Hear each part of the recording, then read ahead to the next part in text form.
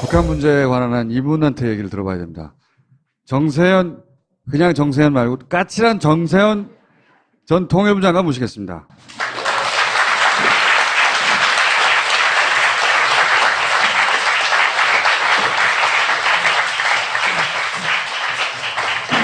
사실 지금은 이제 트럼프도 톤다운하고 북한도 톤다운해서 다 지나갔지만 초기만 하더라도 다들 특히 우리나라 대부분의 언론들은 전쟁이 꼭 터질 것만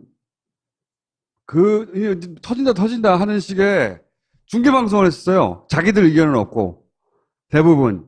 그럴 때도 이미 이것은 전쟁 안 납니다. 전쟁 안 나고 트럼프가 이렇게 오버하는 것은 여러 가지가 이유가 있겠지만 특히 이제 예산 문제 때문이다. 군 예산 문제라고 하셨고 실제 그러니까 미군의 예산 문제 말씀하시는 거죠? 그렇죠. 미군, 네. 미국의 예산 문제로 지금 저러는 거다. 군 예산을 많이 확보하려고 하는 의도가 여러 가지 다른 의도 중에서 그런 의도도 깔려 있다. 이렇게 해설을 하신 유일한 분입니다. 까칠한.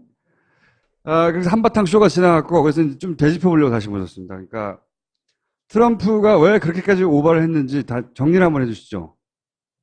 당시에. 근데 왜 다리는 왜 떨어요? 까칠함을 또 증명하고 계시네요. 잘 하겠습니다.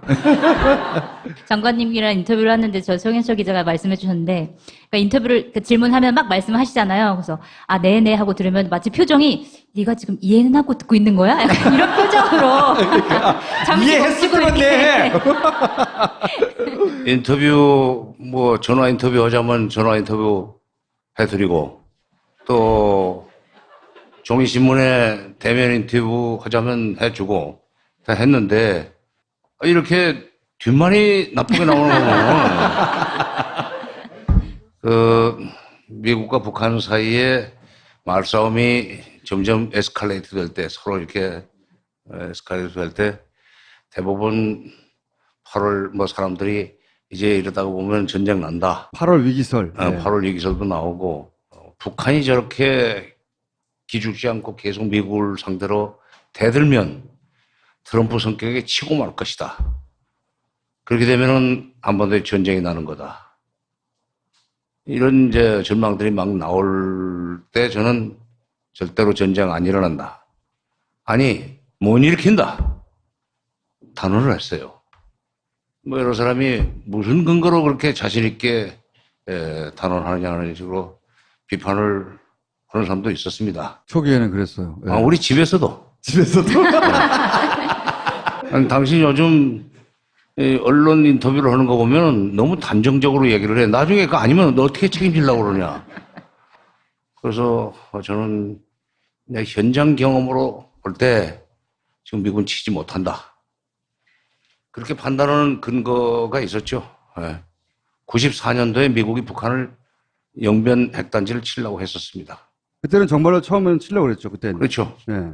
그때는 제가 청와대 비서관 하고 있을 때예요. 그렇기 때문에 그런 계획의 내용과 또는 그 계획이 발표된 이후에 북한의 움직임이라든지 이런 것을 다른 밖에 있는 사람들은 비교적 소상하게 알고 있었습니다. 근데 북한의 움직임보다는 미국의 움직임이 이상하게 돌아가는 거예요. 그걸 퍼뜨려 놓고 어떤 결론이 나왔느냐. 전쟁은 3일이면 끝난다. 영변 핵단지 하나 없애는 건 3일이면 되는데 절대로 북한이 가만히 있지 않는다. 네. 반격을 하고 특히 그때는 개성공단 쪽에다가 배치를 해놨던 장사정포, 방사포 거의 200, 서울 같은 건 물론 그 사정권 안에 들어가는 장사정포를 그냥 그대로 눌러대면 그들 문자로, 잘 쓰는 문자로 서울 불바다가 됩니다. 그래서 그 사람들이 쓰는 말이에요, 그게. 그렇게 되면은 미국이 가만히 있을 수 없고, 서로 주거니 받거니 하다 보면 전쟁은 에스컬레이트 돼가지고 제2의 한국전쟁, 6.25 전쟁처럼 된다. 6.25 때 죽은 것보다 수십 배가 죽는다. 인명피해는 말할 것도 없지만 그 전비는 상당히 많이 든다. 한 1,000억 달러 든다. 수백만 명이 죽은 뒤에 그걸 복구하는데 30년이 걸리고 복구 비용이 3천억 달러가 드는데 이거 말은 꺼내는데 큰일 났네. 이렇게 된 거예요. 그게 당시 미국의 분석 결과였다는 거죠. 전쟁을 하게 되면. 그렇죠. 네. 판단이죠. 내부 판단이었죠. 수백만 명이 죽는 전쟁이 일어나고 나면은 남북 합쳐서 7,500만인데 거기서 수백만 명이 죽는 그런 일종의 대학살이 일어나면은 거기에 대한 도덕적 책임을 비켜갈 수가 없어요. 그때 김일성이 정말 귀신처럼 남북 정상회담 카드를 꺼내들어서 망정이지. 아니었으면은 말을 꺼내놓고 실행에 옮기지 못하고 미국이 정말 모양 아주 스타일 구기고 우물쭈물하면서 끝냈을 거예요. 바로 그런 대북 선제 타격의 후과. 이것이 두려워서 23년 전에도 감히 그걸 실행에 못 옮겼건을 그 이후에 핵무기가 좀 20개, 20개 생겼다고 판단해놓고 정보당국이 그렇게 겁줘놓고 그 핵무기가 지하에 어디에 숨겨져 있는 줄 알고 정밀 타격을 합니까? 그래서 못한다고 그랬어요, 제가. 그리고 설사 정밀 타격을 몇 군데 하더라도 20개쯤 있는 것을 20개, 20군데다 흩어놓지는 않고 한 두세 개씩 묶어 놨을지 모르죠. 어쨌건 그 중에 한 곳이라도 제대로 터뜨려서, 말하자면 그 체르노빌 사고 이상의 핵 사고가 방진이 퍼져나가면은 그것도 또 다른 이제 그 인명피해가 생기지만 그 뒤에 북한이 절대로 가만히 있지 않을 거고 심지어 그때는 이제 핵폭탄도 쓴다고 봐야 됩니다. 그러면 이거는 제2의 한국전쟁이 아니라 제3차 대전으로 번질 수 있는 가능성이 있는 거예요. 중국이 가만히 있겠어요? 그래서 저는 미국이 여러 가지로 지금 계산을 하지만 결국은 미국이 감당하기 어려운 대규모 전쟁으로 번질 거기 때문에 북한이 좀 대들어도 말은 험하게 할망정 트럼프가 결국은 슬그머니 적당한 핑계를 대고 옆으로 빠질 거다. 아니나 다를까. 지난 주말부터 미국이 먼저 옆으로 돌기 시작했습니다. 그래서 제가 틀리지 않아서 천만다행이에요. 그래서 제가 집에서 체면이 좀 씁니다. 전쟁을 일으킬 수 없다는 건 뻔히 자명한데도 불구하고 트럼프가 그렇게 오버한 이유는 뭡니까, 그러면? 그건 트럼프가 무슨 예산, 국방 예산을 늘리려고, 했다고는 나는 안 했어요. 그건 아니고. 네, 군이 그렇다고. 그런 분위기가 이렇게 고조되어 갈 때, 이제, 미국이, 우리는 매년 1월 1일부터 예산 회계 연도가 돌아가기 시작했지만 미국은 10월 1일부터 돌아갑니다. 그러니까 9월 달에 예산이 확정이 돼야 돼요. 그러면 8월이 되면 이게 예산 심의의 피크 타임입니다. 이때 소위 군산복합체나 또는 군산복합체와 이렇게 연결이 돼 있는 왈 전문가라고 하는 사람들, 이 학문의 외피를 씌워가지고 이 한반도의 긴장이 고조돼서 8월 달에 정말 전쟁이 날지는 모른다는 루머를 퍼뜨리면, 루머지만은, 그러나 그런 것이 학문적 외피를 쓰고 소위 가치 있는 정보처럼 떠돌아다니면은 예산을 깎지를 못합니다. 늘리지는 못하더라도 깎지는 못하는. 그렇죠. 네.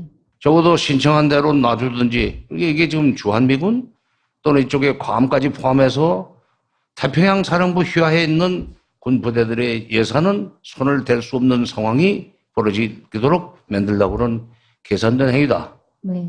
그러니까 그래서 내가 이거는 예산과 관련된 문제다. 근데 트럼프가 예산을 늘려주기 위해서 트럼프가 일부러 그런 건 아니고 트럼프는 이제 자기 기분에 도취돼 가지고 북한을 죽일 것처럼 하고 그러면 북한이 굽히고 들어올 줄 알았는데 더 세게 나가니까 아침에는 장전까지 다 됐다고 했다가 오후에 평화적인 해법을 나만큼 좋아하는 사람 또 없다고.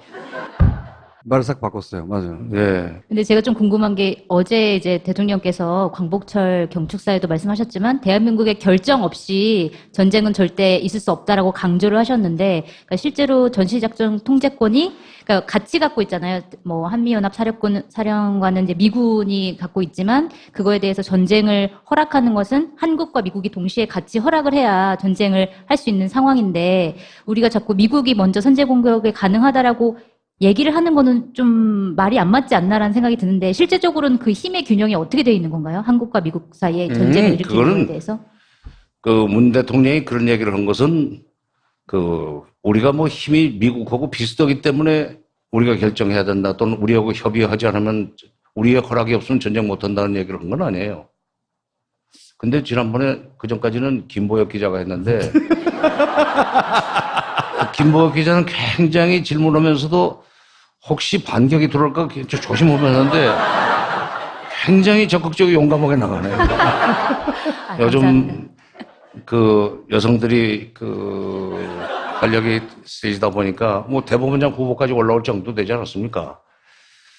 그리고 또 김보혁 기자가 들으면은 섭섭할지 모르지만 확실히 질문을 정리를 잘해서 잘하네요.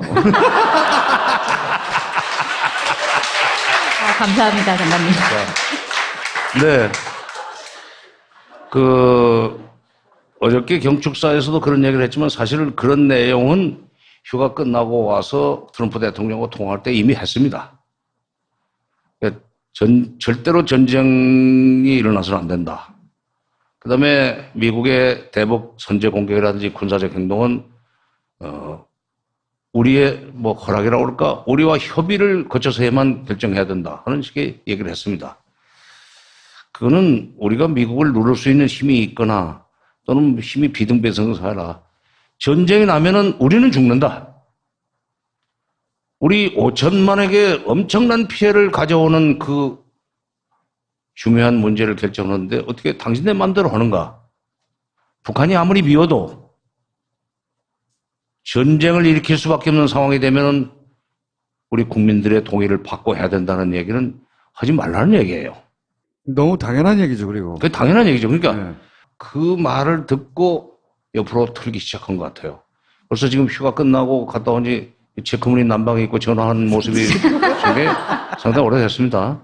그 뒤에 미국도 뭐 문재인 대통령이 그렇게 얘기해서 겁난애가 아니라 맞아. 이게 그동안에 미국의 그 전문기관이나 무슨 언론에서는 마치 미국이 결정하면은 얼마든지 선제 타격할 수 있는 것처럼 얘기들이 돌았지만 따지고 보니까 그렇구만.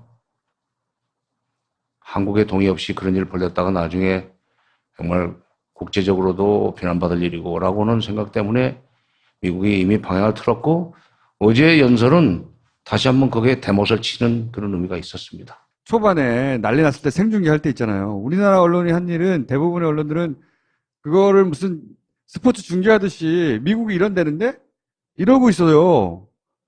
당장 맨 먼저 나와야 되는 얘기가 야 니들이 왜 우리 땅에서 일어날 전쟁을 니들이 한다 만다 하느냐. 그렇죠. 그 얘기부터 해야 되거든요. 그 얘기를 하는 사람들이 없어. 그 얘기를 하는 언론들이 한 개를 빼줄게. 네, 한결은 했습니다. 네. 그 얘기를 해야 되는 거거든요. 근데 포탈도 내 전쟁 난다 얘기만 있으니까 정세현 장관은 빼고 그래서 규탄해야 되는 거거든요. 트럼프에 대해서. 야, 네가 뭔데 자꾸 여기 전쟁한다고 그래. 라고 우리 전문가들 규탄해야 되고 우리 언론들도 비판해야 되는 거예요. 트럼프를. 중계할 게 아니고. 그러면서 8월 전쟁설, 8월 위기설 막 퍼뜨릴 게 아니라 이 조중동니까 제정신이 아니야. 지가 죽는데 전쟁 나면 전쟁 난다는 얘기만 신나게 보도하고 있잖아. 봐라 그러면서 문재인 지지율 떨어지라고.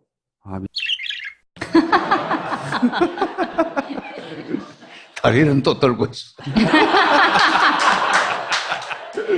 그럼 앞으로는 어떻게 되는 겁니까? 실제 남한과 북한이 대화의 물꼬를 트고 하기까지는 어떤 과정과 얼마 많은 시간이 걸리고 어떻게 진행될까요? 문재인 정부가 출범해서 미국, 중국, 일본, 러시아 특사를 보내고 난 뒤에 바로 그 결과를 종합해서 대북 특사를 보냈었어야 된다고 주장했던 사람입니다.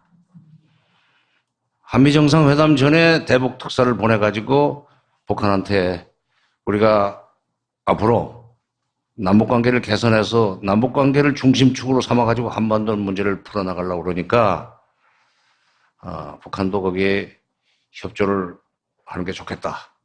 당신네들이 핵카드를 가지고 미국으로부터 받아내려고 하는 반대급부도 우리가 한미동맹이라고 하는 좋은 관계를 이용해서 미국을 설득해가지고 가능한 한 당신들이 바라는 만큼 이런 보상을 해주도록 하겠다. 해달라는 대로 해주도록 하겠다 하는 식으로 얘기를 하고 와서 한미정상회담을 갔더라면 그야말로 운전석에 앉는다는 얘기가 명실상부해질 수 있었습니다. 근데 그때 못 갔죠. 그래서 제가 좀 비판을 했어요. 청와대 안에 미국 눈치를 보는 사람들이 좀 많은 것 같다. 아니, 그런 걸 미국한테 사전에 물어보고 갔을 되느냐? 미국, 중국, 일본, 러시아 특사 다 돌고 당연히 가야지. 특히 북핵 문제를 해결하기 위해서라면 미국보다 북한을 먼저 가겠다고 했던 대통령이 왜 특사를 보내지 않는가? 좀 싫은 소리를 했어요. 그랬더니 또 어디 강연회 가서 연설을 했더니 그것이 또 기사화됐어요. 아, 우리 편인 줄 알았더니 우리를 막 비판한다고 또 섭섭하다고 그래서 같은 편이기 때문에 얘기하는 거다. 앞으로 잘하라. 계속 그런 식으로 안 하면은 나는 같은 편이기 때문에 더 세게 비판할 거다. 그런 식으로 얘기를 했지만 그때 그런 식으로 해서 남북관계를 먼저 복원시켜놓고 남북관계 복원은 그렇게 시간 오래 안 걸립니다. 했던 가락이 있기 때문에 지난 9년 동안 꽉 막혀 있었지만 그 전에 10년 동안 했던 가락이 있지 않습니까? 근데 이제 그 기회를 놓치고 미국 한미정상회담하고 그 다음에 다시 또 베를린 구상을 발표를 했지만 어딥니까? 함부로 이렇게 가가지고 미국이 요구하니까 끌려갈 수밖에 없었겠지만 한미일 정상회담을 끝내고 공동 발표하면서 제재 쪽에 방점을 찍는 발표를 했단 말이에요. 북한이 지금 완전히 섭섭해진 거예요. 북한은 그러면 대북 특사를 한미 정상회담 전에 보내주기를 바랬을까요? 북한 코드를 조금 안다고 하는 입장에서 볼 때는 아마 간절하게 기다렸을 거라고 생각합니다. 왜냐하면 남쪽이 가운데 서서 미국과 북한 사이의 관계를 좀 다리를 놔주기를 바라는 생각이 있었을 거예요. 그전에도 그걸 많이 해줬습니다. 사실은. 김대중 노무현 정부 시절에 그걸 많이 해줬어요. 그러기 때문에 우리 말을 잘 들었습니다. 육자회담에서도 우리가 가려고 하는 방향으로 협조를 해서 합의를 만들고 그런데 그 이튿날 미국이 딴짓을 하는 바람에 북한이 다시 판을 깨고 핵 개발을 시작했지만 이번에야말로 그걸 간절히 바랐을 거예요. 그래서 지금 트럼프가 저렇게 험하게 나가는데 저 트럼프를 좀 자제시켜주고 그리고 북한이 트럼프 정부와의 그 협상이라고 그럴까 이런 데서 좀 불리하지 않게 역할을 해주기를 바랐을 텐데 그게 없었어요. 근데 지금이라도 이제 그 이후에 상황은 굉장히 험악하게 막 굴러가다가 지금 미국이 먼저 틀은 겁니다. 북한이 먼저 틀은 게 아니라 물론 괌도를 포위 사격하겠다는 얘기를 한 뒤에 미국이 틀은 측면도 없잖아 있지만 또 한편으로서는 우리 문 대통령이 절대로 전쟁은 너희들 마음대로 안 된다. 우리의 동의를 받아야 된다는 얘기를 하면서 선제 타격론도 말하자면 죽었어요. 이렇게 해서 이제 미북 간의 접점을 찾는 그런 상황으로 넘어갔습니다. 벌써 이거 실현 가능성이 있는 얘기인지 모르지만 북한의 북미 국장인 최선희라고 오래됐어요. 그 사람은 영어를 제법 잘합니다만은 발음해봐야 콩그리시 발음이겠지. 근데 그 최성희 그 북한의 미군 국장이요? 미국 국장. 네. 북미 국장. 네, 미국 국장. 근데 이제 최선희 국장이 미국을 가고 싶다는 얘기가 나올 정도라면 물밑으로는 미국 간에 상당한 정도의 이 교감이 있어가지고 나온 얘기라고 보고 이미 지금 미국 간에는 협상의 모멘텀을 만들기 위해서 움직이기 시작했다고 나는 봅니다. 북미 간에. 그렇지. 이미 미국 언론에서 물밑 접촉을 하고 있다. 예. 네, 이런 보도들이 많이 나오고 있긴 하더라고요. 그러니까 뉴욕에는 이제 북한 대표부도 나와 있으니까 거기서는 수시로 얘기를 할 수가 있어요. 꼭 막 그 모양을 갖춰가지고 만날 필요도 없어요. 복도에 가다가 그야말로 우연히 만나는 경우에 잠깐 좀 저쪽에서 얘기하자. 혹은 사실 우리 쪽에 미국 국장이 오고 싶었는데 비자는 내줄 수 있겠는가? 이런 식으로 얘기하면은 그게 어설프게 삼국까지 갈 필요가 없어요. 그런 정도로 지금 물밑 교감이 이루어지고 있는 이때가 우리가 남북 관계를 복원하기 위해서 특사를 보내든지 아니면은 다시 한번 북한이 거절하기 어려운 그런 아이템으로 회담을 제의해서 저쪽이 만약 호응만 해 나온다면 그런다면은 바로 남북 관계는 빠른 속도로 복원이 되면서 가락이 있으니까 그러면서 그 힘을 가지고 미국도 설득하고 또는 미국과 대화를 한 결과를 가지고 북한을 또 설득해서 미국과 북한이 서로 무리한 요구를 내놓지 않고 적절하게 타협할 수 있는 요구들을 내놓고 협상하도록 조정해주는 모더레이터 역할을 할 수 있습니다. 찬스가 어떠냐 또 찬스가 오히려. 그렇죠. 예. 근데 찬스가 이제 왔다. 적절한 시점이 언제 될지는 저도 아직 예측 못하지만 미국의 그런 물밑 접촉이 이제 수면 위로 올라올 때쯤 되면 그때는 치고 들어가야 돼요. 그런 의미에서 지금부터 준비를 해야 됩니다. 빠르면 올해 안에도 남북 간의 대화 채널이 다시 열릴 수도 있겠네요. 그렇죠. 근데 이제 다만 지금 8월 21일부터 을지훈련이 시작이 되고 뭐 24일부터는 을지 프리덤 가디언 군사훈련이 시작되기 때문에 그것이 끝나는 8월 30일까지는 피차 체면상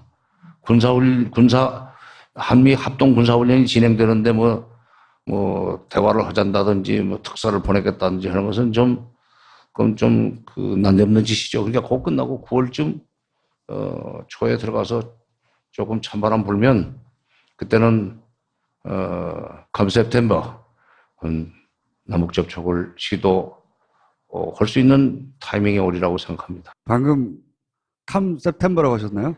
발음이 안 좋았어. 그거 유명한 그 영화의 주제가입니다. come September.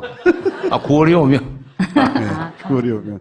아니, 장관님 되게 무섭다는 소문만 듣고 오늘 뵀는데 되게 유머 있으시고. 아니 유머 있으세요. 네. 까칠해서 그렇지. 그건 별개예요. 그 북한 미사일 발사를 대하는 바람직한 태도는 뭡니까 그러면?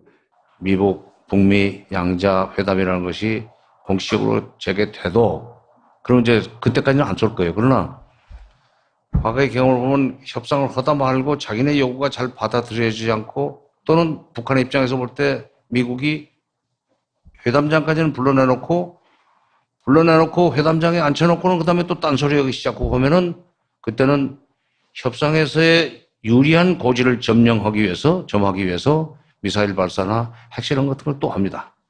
그러니까 북한은 미사일과 핵이 협상장에서 상대방의 양보를 끌어내는 유력한 카드예요. 밖에서는 또 협상으로 미국이 나올 수밖에 없도록 유도 내지는 압박을 하는 또 카드고 미국이 회담에 나올 수밖에 없도록 만드는 자극하는 카드고 그러니까 미국이 보면은 그동안의 경험을 가지고 그 사례를 가지고 보면은 처음에는 북한을 가만두지 않을 것처럼 막 겁도 주고 굉장히 압박을 가해가지만 그럼에도 불구하고 강력하게 반발하면서 더 큰 사고를 치고 그러면 미국이 왜 이래 이러봐. 아니요. 꼭 뭐 그런 식으로 되게 그런 식으로 형국으로 끌고 나갑니다. 이러봐 해가지고 뭘 어떻게 해주면 되는데 말로 하지 말로 이렇게 되니까 북한은 그런 성공의 추억이 몇 번 있습니다. 그렇기 때문에 이번에도 세게 나가는 거예요. 아니나 다를까. 세게 나가고 괌을 치겠다고 하니까 싹 옆으로 돌잖아요. 물론 한국에서 전쟁은 절대로 안 된다. 선제 타격 절대로 안 된다. 우리 허락 있기 전에 안 된다 하니까 아마 이 문 대통령의 그런 발언에 대해서 북한은 상당히 고맙게 생각할 겁니다. 따라서 이런 것이 포인트가 돼가지고 앞으로 남북 접촉할 때 그때 고마웠다는 얘기를 말은 안 해도 눈빛으로 얘기를 사귀는 이야기가 그렇게 많이 나와 이렇게. 아니 선수들은 알아요 그거. 선수들은 북한에 대해서 이제 미국하고 이쪽에서 무슨 일만 터지면 대화와 경제 제재를 병행하듯이 북한은 대화와 미사일을 병행하는 거군요. 이쪽이 경제 제재면 이쪽은 미사일을 쏘는 거. 역할이 그런 거군요, 말하자면. 과거에도 그러니까 북한이 그런 핵과 미사일을 가지고 국제사회를 상대로 위협적인 도발을 할 때 미국 내에서는 그 해법에서 항상 양론이 있었습니다. 협상으로 풀어야 된다는 시대가 있는가 하면은 정권의 성격에 따라서 초기에 북핵 문제가 처음에 93년에 됐을 때는 클린턴 정부는 잽싸게 대화로 풀어야 된다고 그래서 그걸 시작을 해가지고 2002년 말까지는 북핵 문제가 없었습니다.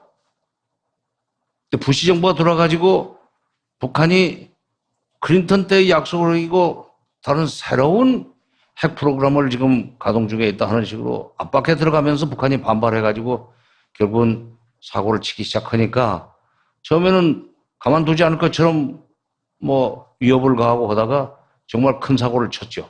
2006년에 핵실험을 해버리지 않았습니까? 그랬더니 뭐 바로 11월 달에 이쪽으로 좀 만나자고. 그렇게 해서 그 유명한 소위 2007년이죠. 2007년에 2.13 합의라는 것까지 만들어내서 여러 가지 북핵 문제가 풀려가려고 하는 상황에서 정권이 교체돼 버렸어요. 그러니까 그 약속은 미국이 이행하지 못했지만 북한으로서는 두 번의 소위 이 벼랑 끝 전술이 미국으로 하여금 오히려 굽히고 대화를 하자고 굽히고 나오도록 만들었다고는 성공의 추억이 있으니까 이번에도 세게 나간 겁니다. 근데 트럼프 정부도 자기 속성상 이게 협상 가지고는 안 되겠네 해서 또 이제 회담장 밖에서 제재를 한답시고 또 위협을 가하고 무슨 또 유엔 대북 제재 결의안을 통과시키고 하지만 지금까지 대북 제재 결의안이 별로 성과를 못 냈다는 것은 이번에 8번째인데 지난 7번째까지 그렇게 역대 최강의 대북 제재라고 하면에도 불구하고 작년도에 북한의 경제 성장은 3.9%나 됐습니다. 우리보다 더 많아요. 물론 경제 규모가 우리의 한 37, 8분의 1밖에 안 되기 때문에 축구 공부하는 것이 3.9% 늘어나면은 얼마나 크겠습니까? 우리는 그냥 엄청난 눈사람 같은 크기인데. 그러나 제재가 경제적인 어려움을 가져오고 경제적인 어려움 때문에 결국은 손들고 나올 것이다. 그런 계산이 틀렸다는 얘기죠. 그러니까 그런데도 불구하고 미국은 중국이 협조해서 확실하게 틀어막아주면은 손들고 나올 텐데 중국이 협조를 안 해서 지금 북한이 저렇게 계속 도발을 한다는 그런 자기 나름의 이론이 있습니다. 계속 지금 중국 역할론 책임론을 제기하는 이유가 그건데 앞으로도 그러니까 이번 협상 국면으로 들어간다고 해서 북한이 핵과 미사일을 카드로 쓰지 않는다는 보장은 없어요. 미국의 태도 여하에 따라서 또는 육자회담이 열리더라도 핵심은 그것은 미국이에요. 왜냐하면 북한이 핵카드를 가지고 달라고 그러는 게 미북 수교하고 평화협정입니다. 그거는 중국이 해주지 못해. 미북 수교를 어떻게 중국이 결정합니까? 평화협정을 중국이 결정 못해요. 또 하나는 미국 사람들의 국제정치관과도 관련이 되어 있다고 생각해요. 중북 관계도 한미 관계처럼 생각하는 것 같아요. 근데 미국이라는 나라가 지금까지 2차 대전 이후에 쭉 관리를 해왔던 소위 친미 국가, 미국의 영향권 안에 있는 국가들은 미국이 눈썹만 치켜떠도 알아서 딱 해주지 않습니까? 그러는 대로 하잖아요. 예를 들면 위안부 합의 같은 것도 이거 한미일 삼각동맹 짜야 되는데 너희들 한일 간에 불편한 관계에 있어서 우리가 불편해. 빨리 이거 해결해. 그러니까 그냥 바로 해주지 않았어요. 위안부 합의. 그러니까 미국 영향권 안에 있는 국가들은 전부 다 미국이 그렇게 말을 하면 다 따라줬습니다. 그러니까 중국 영향권 안에 있다고 보는데 절대로 북한은 중국의 휘하에 있지를 않아요. 저 조그마한 나라가요.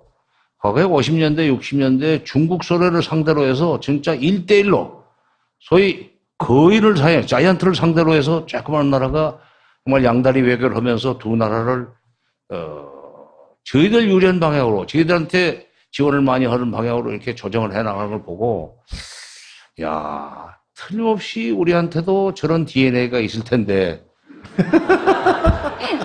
소위 등거리 외교를 할 수 있을 텐데 왜 그걸 우리는 못하는가? 말하자면 한국을 도와주는 나라가 미국이라는 나라 하나밖에 없어서 그런가? 북한은 두 나라가 이렇게 경쟁적으로 도와주기는 했습니다. 그런데 경쟁적으로 도와주게 만든 것은 북한이에요. 그런 인자가 너무 있다고 생각합니다. 그러니까 그래서 이제 김대중 대통령도 미국과도 동맹 관계를 유지하면서도 북한하고도 중국하고도 관계를 잘 유지해야 된다. 우리는 도랑 속에 돈 소가 미국 미국이라는 오른쪽에 있는 뚝의 풀도 뜯어먹고 왼쪽에 있는 풀도 뜯어먹는 식으로 해서 나가야 된다는 말씀을 하신 적이 있는데 그게 등거리 외교해야 된다는 얘기입니다. 근데 이제 그런 미국이 바라보는 소위 소국들은 대국이 시키면 시키는 대로 하게 되어 있다는 판단이 오히려 더 큰 원인이 아닌가 하는 생각이에요. 그게 저는 더 큰 원인이라고 생각합니다. 그러니까 미국의 중국과 북한 관계에 대한 오해네요. 오해. 오해죠. 네, 뭘 이해? 오해라기보단. 그 북한 사람들의 중국에 대한 거부감이 상당히 강해요. 아, 그런가요? 강해요. 내 경험도 그렇고 김대중 대통령도 김정일 위원장도 그런 비슷한 얘기를 하더라는 말씀을 하신 적이 있는데 그래서 북한 사람들 중국에 대한 신뢰가 없습니다. 신뢰가 없는데 어떻게 중국이 허락한다고 하겠어요? 이게 미국의 착각이에요. 오늘 궁금한 건 다 여쭤봤는데 혹시 오늘 하실 얘기 중에 못 하신 거 있으십니까? 언론 내지는 야당에서 뭐 안보 무능, 뭐 문재인 정부가 뭐 안보 무능이다 뭐 이런 비판을 하는데 네. 안보 무능을 지금 안보 무능이라고 비판하는 사람들이 바로 문재인 정부가 안보 면에서 움츠러들 수 없는 조건을 만들었고 떠난 사람들이다. 박근혜 정부가 남북관계 완전히 끊어버렸고 미국에 완전히 치우치는 대미 경사 외교를 하는 바람에 중국은 멀어졌고 거기다 사드까지 알박기를 하고 떠나는 바람에 중국은 경제적으로도 불편한 관계가 됐다. 그래서 박근혜 정부가 남겨놓은 소위 부의 유산, 마이너스 유산이 엄청난데 이걸 마이너스를 제로로 만든 연후에 비로소 플러스가 시작이 될 수 있는 거 아니냐. 엄청난 마이너스를 만들어 놓은 사람들이 무슨 낯짝으로 안보무능이라고 그러냐. 지금 이 유능이라는 얘기를 하려면은 이제 플러스를 만들어야 되는데 그들이 이게 남겨놓고 난 부의 유산, 마이너스 유산을 제로로 만들기에도 시간이 지금 100일밖에 안 됐다. 거기다 대고 무슨 업적이 없다는 식으로 비판하느냐. 트럼프 정부가 지금 저는 부시 정부 때보다 더 지금 험악한 것 같아요. 미국의 보수 정권은 한국의 진보 정권에 대해서 의심이 있습니다. 다시 말해서 이제 전쟁은 자기들 마음대로 하고 싶어 하면서도 자기들 몰래 남북 간에 갑자기 가까워지는 거 아닌가. 의심의 눈초리가 있어요. 역대 언제든 그래서 미스매칭이라는 말이 나왔습니다만은 지금 부시 때 김대중이나 부시 때 노무현보다도 훨씬 더 어려운 상황에서 문재인 정부가 100일밖에 안 됐는데 무슨 외교안보 업적이 없다고 그러는가. 너무 성급한 요구다. 너무 성급한 요구다. 그리고 실제로 과거에는 대선을 제대로 하면은 취임 전에 2개월이라는 인수위 시절이 있었습니다. 2개월 동안에 준비 다 해가지고 외교적인 것도 다 기반 구축하고 그리고 정식으로 이제 취임하고 그때부터는 본격적으로 일을 시작해 나가는데 지금 뭐 그 인수위 기간이 없이 인수위 100일 중에 인수위가 2달을 하는데 인수위 빼고 나면 40일밖에 안 됐어요. 오늘, 내일이. 이런 마당에 40일 만에 뭘 어떻게 합니까? 자본이라는 것도 회임 기간이 필요해요. 사람도 273일인가 돼야 애기가 돼서 나오지 않습니까? 하등동물은 굉장히 빨리 새끼를 낳지.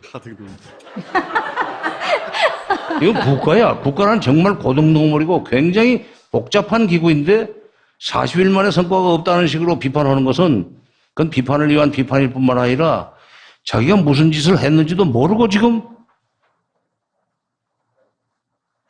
그런 비난이 돌아오리라는 생각도 못하고 무슨 놈의 마이크 앞에 선단 말이야. 이 말을 좀 내가 보태고 싶었습니다.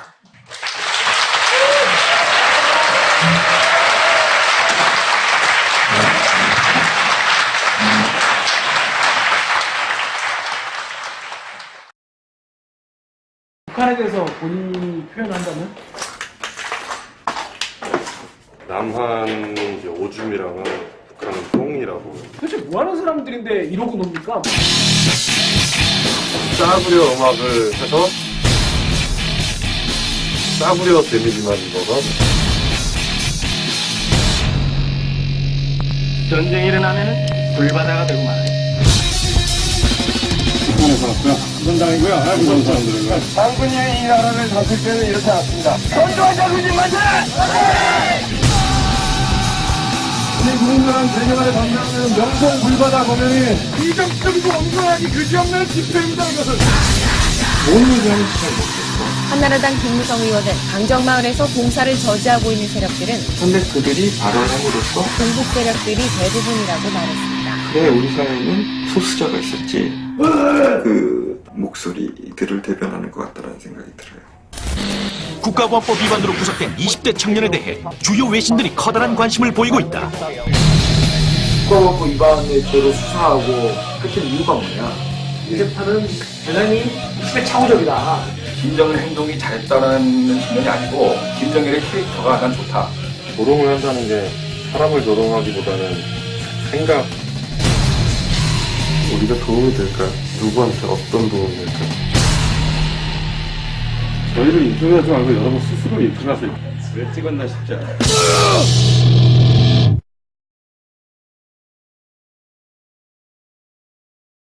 어머님, 아버님, 약 드셔야죠. 우리 이제 약 안 먹는다. 예? 왜요? 우리 그 두배보낭칠 먹잖니. 당신 어제 밤늦게까지 술 드셨죠?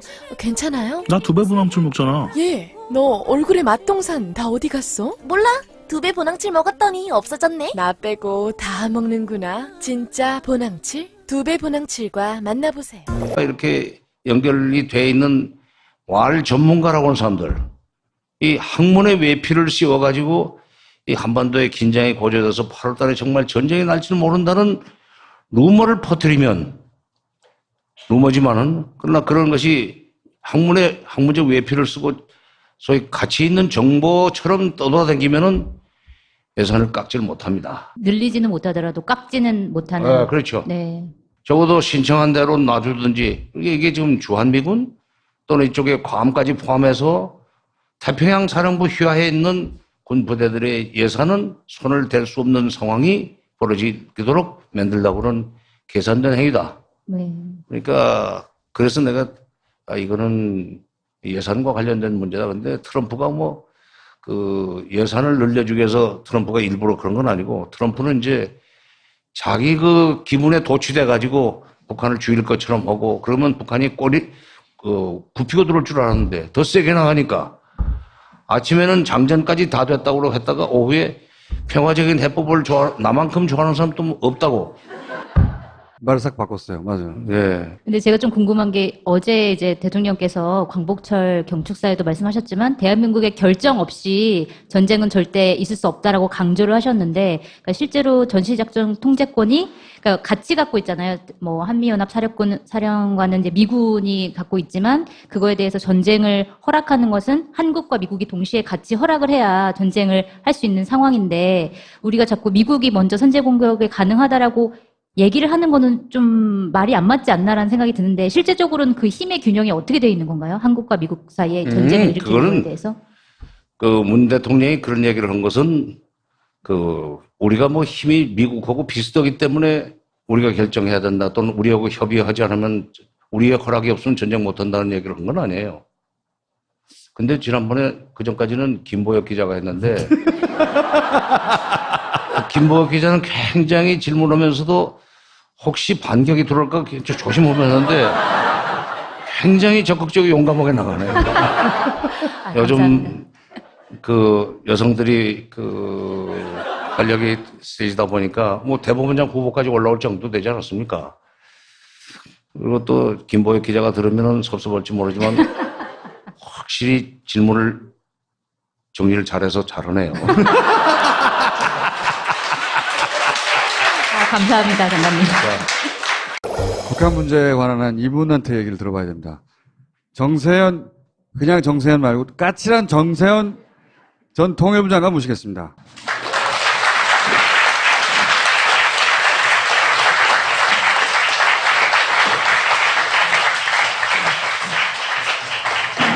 사실 지금은 이제 트럼프도 톤다운하고 북한도 톤다운해서 다 지나갔지만, 초기만 하더라도 다들 특히 우리나라 대부분의 언론들은 전쟁이 꼭 터질 것만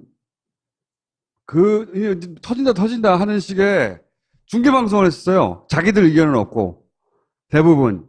그럴 때도 이미 이것은 전쟁 안 납니다. 전쟁 안 나고 트럼프가 이렇게 오버하는 것은 여러 가지가 이유가 있겠지만 특히 이제 예산 문제 때문이다. 군 예산 문제라고 하셨고 실제 그러니까 미군의 예산 문제 말씀하시는 거죠? 그렇죠. 미군, 네. 미국의 예산 문제로 지금 저러는 거다. 군 예산을 많이 확보하려고 하는 의도가 여러 가지 다른 의도 중에서 그런 의도도 깔려 있다. 이렇게 해설을 하신 유일한 분입니다. 까칠한.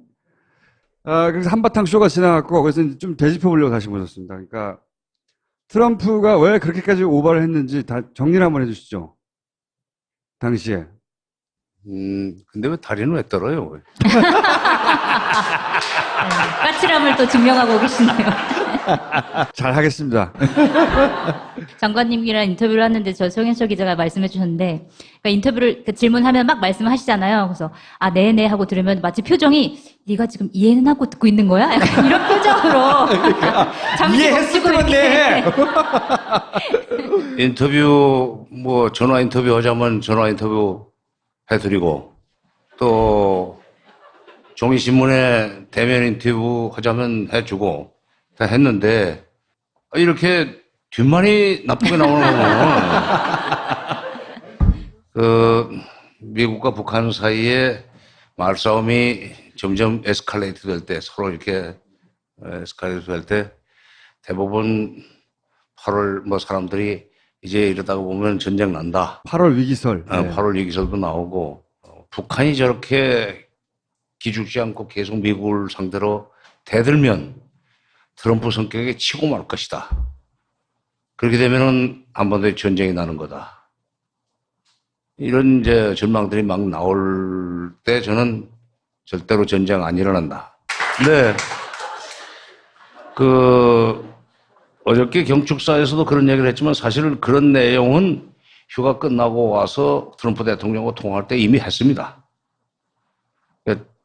절대로 전쟁이 일어나서는 안 된다. 그 다음에 미국의 대북 선제 공격이라든지 군사적 행동은, 우리의 허락이라고 그럴까? 우리와 협의를 거쳐서야만 결정해야 된다. 하는 식의 얘기를 했습니다. 그거는 우리가 미국을 누를 수 있는 힘이 있거나 또는 힘이 비등비등사라. 전쟁이 나면은 우리는 죽는다. 우리 5천만에게 엄청난 피해를 가져오는 그 중요한 문제를 결정하는데 어떻게 당신네 마음대로 하는가? 북한이 아무리 미워도 전쟁을 일으킬 수밖에 없는 상황이 되면은 우리 국민들의 동의를 받고 해야 된다는 얘기는 하지 말라는 얘기예요. 너무 당연한 얘기죠, 그리고. 그게 당연한 얘기죠. 그러니까 그 말을 듣고 옆으로 틀기 시작한 것 같아요. 벌써 지금 휴가 끝나고 갔다 오니 체크무늬 난방에 입고 전화하는 모습이 상당히 오래됐습니다. 그 뒤에 미국도 문재인 대통령이 그렇게 얘기해서 겁난 애가 아니라 맞아. 이게 그동안에 미국의 그 전문기관이나 무슨 언론에서는 마치 미국이 결정하면은 얼마든지 선제 타격할 수 있는 것처럼 얘기들이 돌았지만 따지고 보니까 그렇구만. 한국의 동의 없이 그런 일을 벌였다가 나중에 정말 국제적으로도 비난받을 일이고라고는 생각 때문에 미국이 이미 방향을 틀었고 어제 연설은 다시 한번 거기에 대못을 치는 그런 의미가 있었습니다. 초반에 난리 났을 때 생중계할 때 있잖아요. 우리나라 언론이 한 일은 대부분의 언론들은 그거를 무슨 스포츠 중계하듯이 미국이 이런다는데 이러고 있어요. 당장 맨 먼저 나와야 되는 얘기가 야 니들이 왜 우리 땅에서 일어날 전쟁을 니들이 한다 만다 하느냐. 그렇죠. 그 얘기부터 해야 되거든요. 그 얘기를 하는 사람들이 없어. 그 얘기를 하는 언론들이 한 개를 빼줄게. 네, 한결에 했습니다. 네. 그 얘기를 해야 되는 거거든요. 근데 포탈도 전쟁 난다 얘기만 있으니까 정세현 장관은 빼고. 그래서 규탄해야 되는 거거든요. 트럼프에 대해서. 야, 네가 뭔데 자꾸 여기 전쟁한다고 그래. 라고 우리 전문가들 규탄해야 되고 우리 언론들도 비판해야 되는 거예요. 트럼프를. 중계할 게 아니고. 그러면서 8월 전쟁설, 8월 위기설 막 퍼뜨릴 게 아니라 이 조중동니까 제정신 아니 못 일으킨다. 단언을 했어요. 뭐 여러 사람이 무슨 근거로 그렇게 자신 있게 단언하느냐는 식으로 비판을 하는 사람도 있었습니다. 초기에는 그랬어요. 예. 아, 우리 집에서도. 집에서도? 아니, 당신 요즘 언론 인터뷰를 하는 거 보면 너무 단정적으로 얘기를 해. 나중에 그거 아니면 너 어떻게 책임지려고 그러냐. 그래서 저는 내 현장 경험으로 볼 때 지금 미국은 치지 못한다. 그렇게 판단하는 근거가 있었죠. 94년도에 미국이 북한을 영변 핵단지를 치려고 했었습니다. 그때는 정말로 처음엔 치려고 그랬죠, 그때는. 그렇죠. 예. 그때는 제가 청와대 비서관 하고 있을 때예요. 그렇기 때문에 그런 계획의 내용과 또는 그 계획이 발표된 이후에 북한의 움직임이라든지 이런 것을 다른 밖에 있는 사람들은 비교적 소상하게 알고 있었습니다. 근데 북한의 움직임보다는 미국의 움직임이 이상하게 돌아가는 거예요. 그걸 퍼뜨려 놓고 어떤 결론이 나왔느냐. 전쟁은 3일이면 끝난다. 영변 핵단지 하나 없애는 건 3일이면 되는데 절대로 북한이 가만히 있지 않는다. 반격을 하고 특히 그때는 개성공단 쪽에다가 배치를 해놨던 장사정포, 방사포 거의 200, 서울 같은 건 물론 그 사정권 안에 들어가는 장사정포를 그냥 그대로 눌러대면 그들 문자로, 잘 쓰는 문자로 서울 불바다가 됩니다. 그래서 그 사람들이 쓰는 말이에요, 그게. 그렇게 되면은 미국이 가만히 있을 수 없고, 서로 주거니 받거니 하다 보면 전쟁은 에스컬레이트 돼가지고 제2의 한국전쟁, 6.25 전쟁처럼 된다.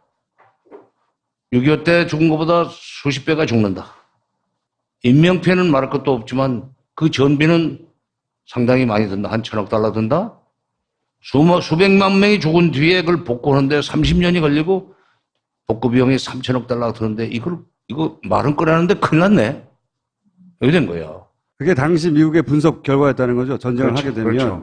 판단이죠. 내부 판단이었죠. 수백만 명이 죽는 전쟁이 일어나고 나면은 남북 합쳐서 7,500만인데 거기서 수백만 명이 죽는 그런 일종의 대학살이 일어나면은 거기에 대한 도덕적 책임을 비켜갈 수가 없어요. 그때 김일성이 정말 귀신처럼 남북 정상회담 카드를 꺼내들어서 망정이지. 아니었으면은 말을 꺼내놓고 실행에 옮기지 못하고 미국이 정말 모양 아주 스타일 구기고 우물쭈물하면서 끝냈을 거예요. 바로 그런 대북 선제 타격의 후과. 이것이 두려워서 23년 전에도 감히 그걸 실행에 못 옮겼건을 그 이후에 핵무기가 좀 20개, 20개 생겼다고 판단해놓고 정보당국이 그렇게 겁줘놓고 그 핵무기가 지하에 어디에 숨겨져 있는 줄 알고 정밀 타격을 합니까? 그래서 못한다고 그랬어요, 제가. 그리고 설사 정밀 타격을 몇 군데 하더라도 20개쯤 있는 것을 20군데다 흩어놓지는 않고 한 두세 개씩 묶어 놨을지 모르죠. 어쨌건 그 중에 한 곳이라도 제대로 터뜨려서 말하자면 그 체르노빌 사고 이상의 핵 사고가 방진이 퍼져나가면은 그것도 또 다른 이제 그 인명피해가 생기지만 그 뒤에 북한이 절대로 가만히 있지 않을 거고 심지어 그때는 이제 핵폭탄도 쓴다고 봐야 됩니다.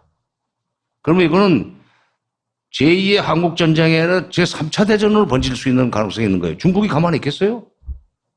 그래서 저는 미국이 여러 가지로 지금 계산을 하지만 결국은 미국이 감당하기 어려운 대규모 전쟁으로 번질 거기 때문에 북한이 좀 대들어도 말은 험하게 할 망정 트럼프가 결국은 슬그머니 적당한 핑계를 대고 옆으로 빠질 거다. 아니나 다를까. 지난 주말부터 미국이 먼저 옆으로 돌기 시작했습니다. 그래서 제가 틀리지 않아서 천만다행이에요. 그래서 제가 집에서 체면이 좀 씁니다. 전쟁을 일으킬 수 없다는 건 뻔히 자명한데도 불구하고 트럼프가 그렇게 오버한 이유는 뭡니까, 그러면? 그건 트럼프가 무슨 예산, 국방 예산을 늘리려고 했다고는 나는 안 했어요. 그건 아니고 네, 군이 그러더라고요. 그런 분위기가 이렇게 고조되어 갈 때 이제 미국이 우리는 매년 1월 1일부터 예산 회계 연도가 돌아가기 시작하지만 미국은 10월 1일부터 돌아갑니다. 그러니까 9월 달에 예산이 확정이 돼야 돼요. 그러면 8월이 되면 이게 예산 심의의 피크 타임입니다. 이때 소위 군산복합체나 또는 군산복합체와